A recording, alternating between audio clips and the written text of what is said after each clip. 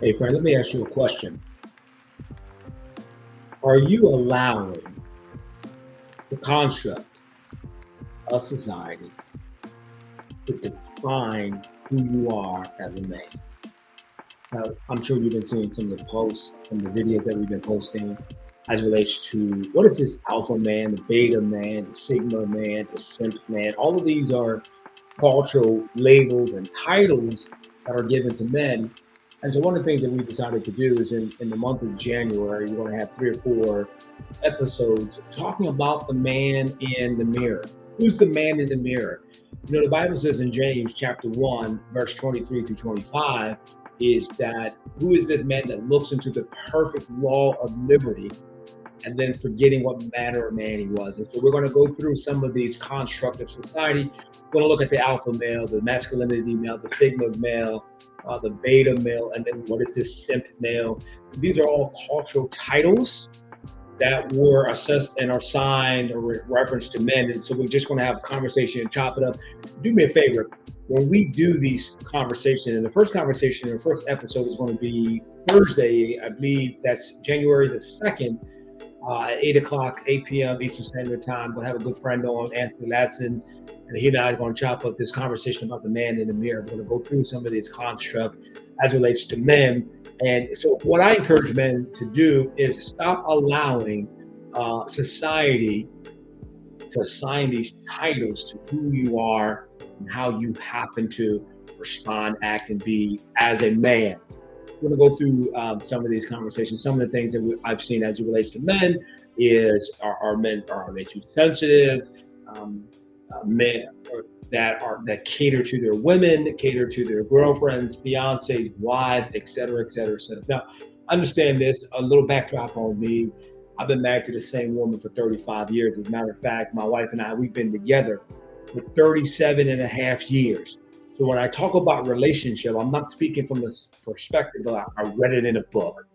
I'm telling you from live on the streets and marriage. Here's what I can say about marriage for those that are interested in marriage and those that are watching this and you are married, is that marriage can be made easy, but it's going to take some work.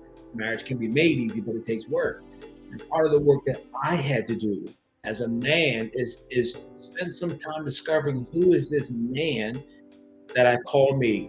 What am I allowing this man that I call me to do and say that's contrary or creating a conflict in my marriage and in my relationship? So I had to do some self-discovery. Part of this self-discovery, guys, that I had to do is I had to look back at my past. You know, I'm the product of a single parent home. Now, don't judge me. Don't judge me. I'm the product of a single parent home, and as being the product of a single parent home, my view of leadership, my view of who a father is, it was tainted. Now, my mom did the best that she could as a single mom, but there were three of us, my brother and I and my sister. And my brother and I, we were a handful. I know. Let me just speak for myself. I was a handful.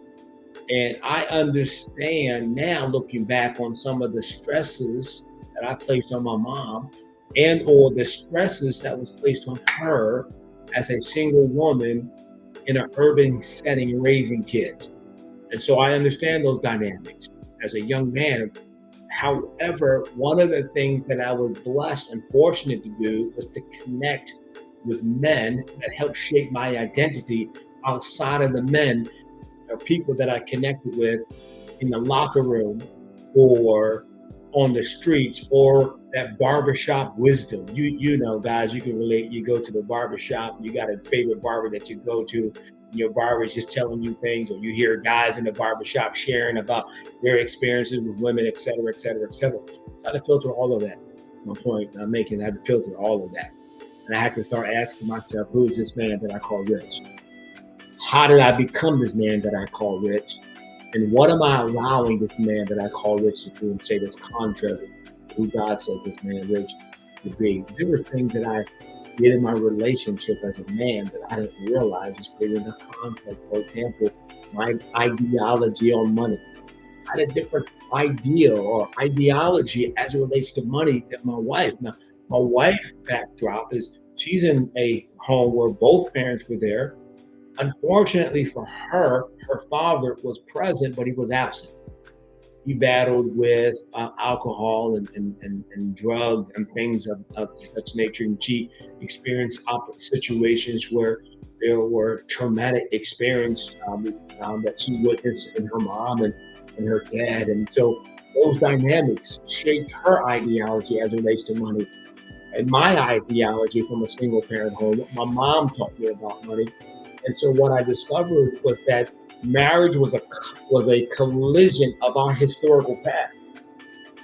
And so it was through time, it was through getting wisdom and getting information and getting advice and getting therapy, to help track and help unpack some of the things as it relates to the male identity.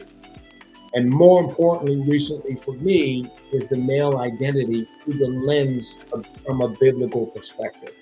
And so, guys, I want to chop it up on this month. I want to have conversations about this alpha man, this masculinity, this beta man, this sigma man, and then I'm hearing this simp man. If my son is up to the challenge, my son, I'm gonna invite him on it because he's big into, maleism, as I refer to it as. A young man, he'll be 33 next year, and he's preparing to go into the military, and he's working out 2 and 3 times. So he from his perspective, he's a man, right?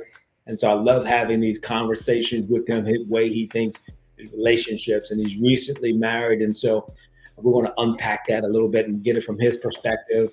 Um, Being in the home, what he learned in the home, and then what he learned in the street. So it's real important, guys, that you plug into getting information that's going to help shape the identity of a man. Because unfortunately, hey, listen, friend, this is the truth. I'm just coming to you for real, for real. I'm not gaslighting you. I'm not trying to gaslight you. I'm just being for real.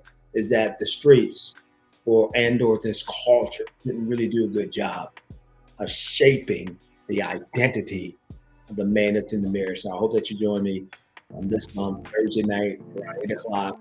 We're having conversations on in and around the man in the mirror. We have to stop allowing society to give us titles and determine our behavior.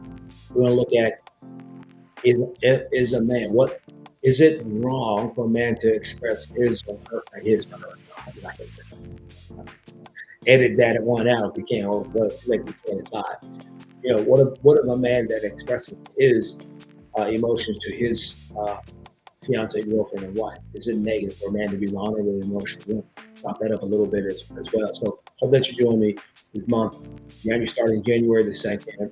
We're going at 8 p.m. Eastern Standard Time, having conversations about the man in the mirror. Let's chop up maleism, masculinity, alpha male, sigma male, beta male, and then who is this simp male? I'm excited. I'm looking forward to it. Hopefully to join me in that conversation. Let's get it.